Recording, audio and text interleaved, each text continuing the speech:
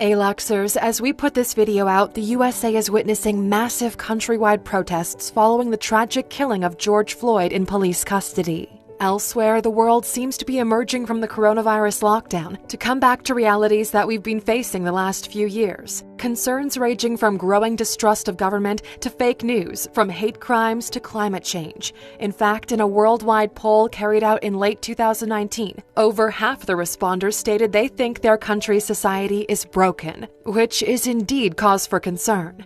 Our aim here isn't to put you all on a downer, and we're not pretending that we can come up with a magic formula out of thin air to make these problems disappear. That definitely can't be done in a video of this length. Welcome to alux.com, the place where future billionaires come to get inspired. If you're not subscribed yet, you're missing out. What we hope to do is take a look at the root causes of these problems and provide some food for thought that will hopefully help encourage debate and help to find us solutions. Aluxers, you know that your comments are always welcome, and even more so in this time. It goes without saying that if you comment, please keep the discussion respectful and civilized. So, let's start trying to put the world right as we look at the 15 ways society is broken and hopefully 15 ideas on how we can collectively fix them. Number 1. The feeling that politicians are out of touch. It seems like a tired cliche that people don't trust politicians, and we don't even realize that once people did have faith in them. In 1958, over 70% of Americans trusted the government to do the right thing. By 2015, that was down to under 20%, and the same trend is at play in other countries too. How this has happened isn't that simple, but at the top of the list of reasons seems to be the feeling that they serve big business interests more than the ordinary person. And that's a feeling that's pretty justified. A far more complicated question is how to solve this. A good starting point is getting out to vote. That's something that's worth emphasizing in times of low voter turnout, in which not voting means helping whoever wins. And you could even consider getting involved in politics at some level. The more people who do this and stay true to their core beliefs, the more likely things can change for the better. Number 2. The growing income gap between the rich and the poor. In wealthy countries, income distribution is now the most uneven it's been in half a century. It causes dissatisfaction, and yes, it leads to the first point we made that people feel governments serve the rich. The solution needs to be at the government level, allowing economies and companies that employ people to prosper, but making sure the poorer parts of society benefit too. And to get governments in power that will do this, the solution is the same as with the first point on our list, being well informed and making sure your vote counts. Number 3. The worldwide rise of populist leaders. What happens when populations feel that their politicians are out of touch? A lot of them feel they need a strong figure to lead them with an unconventional approach. In France, 77% of the population recently said they feel they need a strong leader willing to break the rules. The strong leader part could be interpreted in different ways, but breaking the rules is cause for concern, and in the past few years, we've seen populist leaders around the world breaking rules of all kinds in dangerous ways. Understand that breaking the rules and norms usually governing politics or international cooperation isn't a viable way forward, and it doesn't solve the problem of an out-of-touch politician. The best solution to solve that is by working toward a generation of politicians who are genuinely in touch. Number 4. Unreliable media. In the old days, we got our news from a limited number of sources that carefully checked their stories. Sure, media bias existed, but blatant lies were rare. Now, anybody can be a journalist or a political mouthpiece. It sounds like a great way of making the media more democratic, but it causes problems too. 68% of Americans get their news from social media, often from sources that have little or no fact-checking. And studies tell us that lies spread faster than truths. Of course, there's a need for social networks to take more action, which is already starting to happen. But on an individual level, we need to be extremely cautious and media savvy. Always check the source of what you read and how reputable it seems to be. And cross-check reports that sound suspicious. If it looks sketchy, don't believe it, and definitely don't share it. Number 5. Societies are increasingly divided. This is another symptom of getting our news and commentary from social media. Our Twitter feed will show us only news from people or organizations that we follow, so the stories we end up reading are tailored to our pre-existing beliefs. And whatever views we have just end up being magnified, and we rarely get a chance to hear other views and consider their worth. In the USA, 84% of people believe the country is divided, and the same is happening everywhere else. Look at the UK after Brexit, where family gatherings often turn into heated arguments because different generations of the same family voted differently in a referendum that had huge outcomes for the country, and they feel resentment toward each other. How can we solve this? A good start to this is by listening to other opinions and follow a range of news sources to break out of your echo chamber. Number 6. Internet privacy.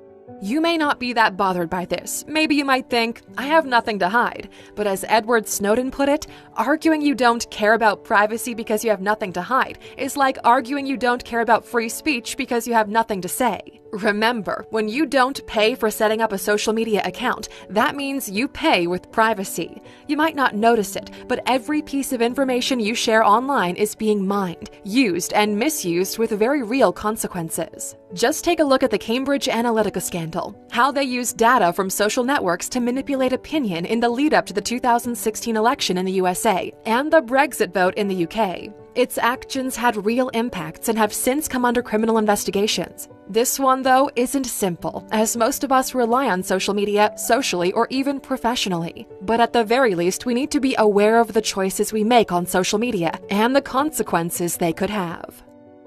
Number 7. Work burnout. More and more people are feeling burned out by their jobs. Burnout has even been classified as a medical diagnosis by the WHO. In an ever-competitive world, symptoms include being unable to sleep, feeling exhausted and pessimistic, losing motivation, and even forgetfulness. Solutions can be difficult. We can't wave a magic wand and make work culture disappear.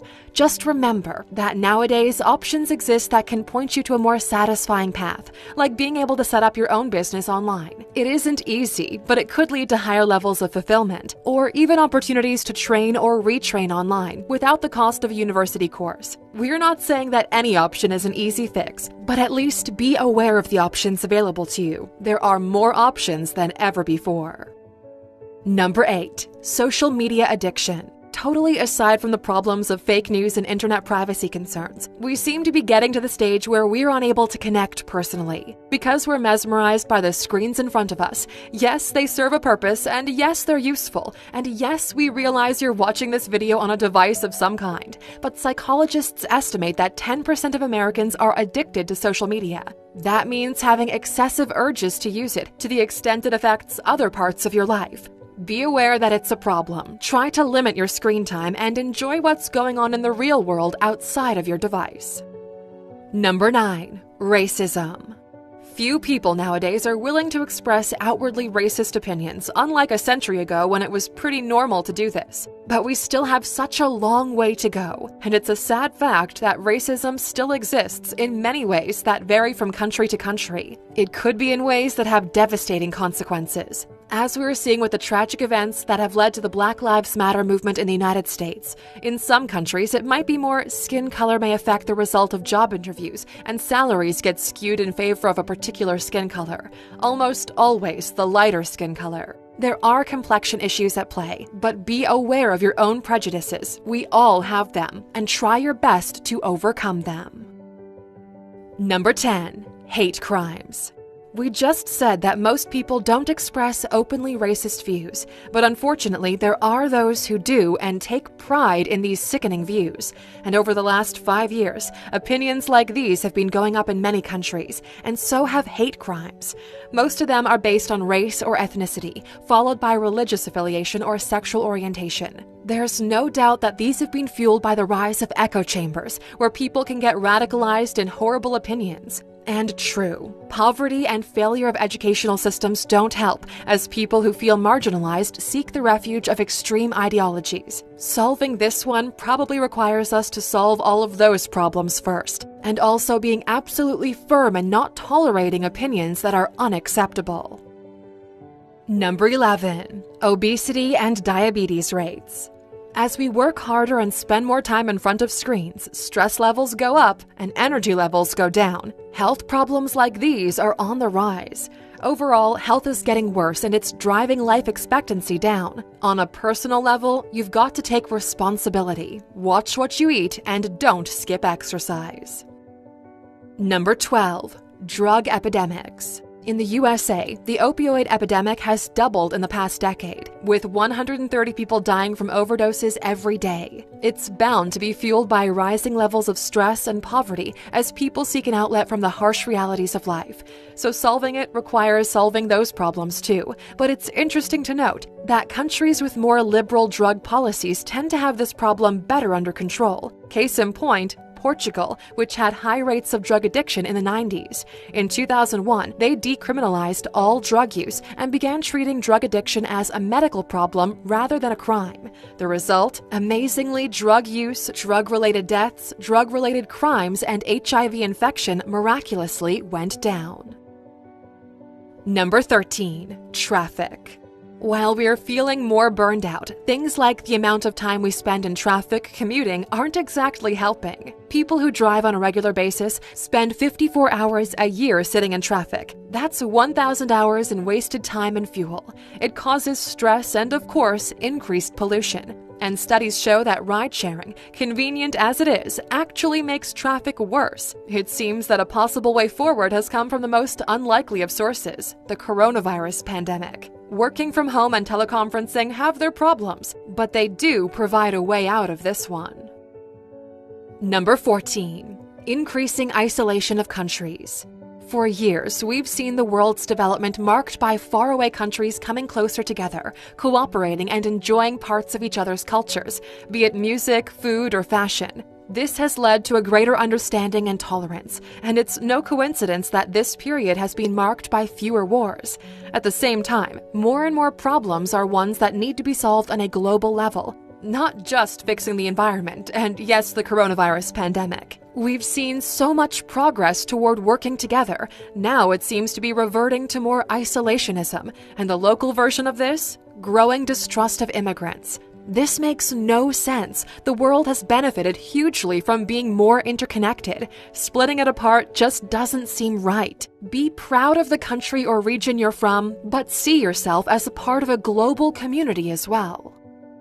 Number 15. Climate change and environmental destruction. We've saved this one for last, but definitely not least.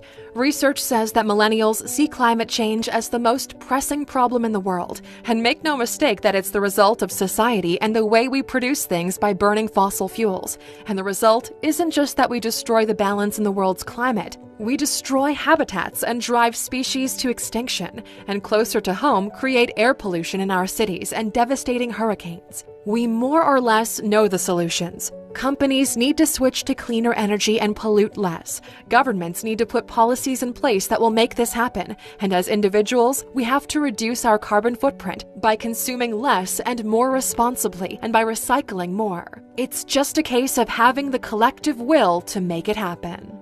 Aluxers, which of these problems do you find most concerning? And what solutions can you think of that would help the most? Let us know in the comments. And as you've stayed with us until the end, you know it's time for today's bonus. One problem in society that we've saved for last, something that's hugely important but almost impossible to measure, the decline in happiness. Yes, you can measure income, or traffic accidents, or average global temperatures, but there's no reliable way to measure happiness. But organizations do try, like the people who write the World Happiness Report, and they tell us that it's been going down steadily for over a decade. And the fact that all the other problems on the list have been increasing means it's no wonder happiness levels have been going down. But there is an idea that is gaining ground and offers a solution. What we are talking about is a paradigm shift, or fundamental change in approach. When economists measure the success of any country, traditionally they use GDP, or gross domestic product, to measure it. But does that really translate into well-being? Well, some people have started to suggest that instead we use happiness as a measure, and the government of New Zealand is taking the approach seriously, and so is the UN. Yes, measuring happiness in a scientific way is borderline impossible, but even so, changing the focus away from just growing our economies could have the effect of getting us closer to a goal that really matters: being happier. Thank you for spending some time with us, A-Luxers. Make sure to like and subscribe so you never miss another video. We also handpicked these videos, which we recommend you watch next. You can talk to us on all social medias or ask a question on our website, alux.com. Thank you for being an A-Luxer, and we'll see you back tomorrow.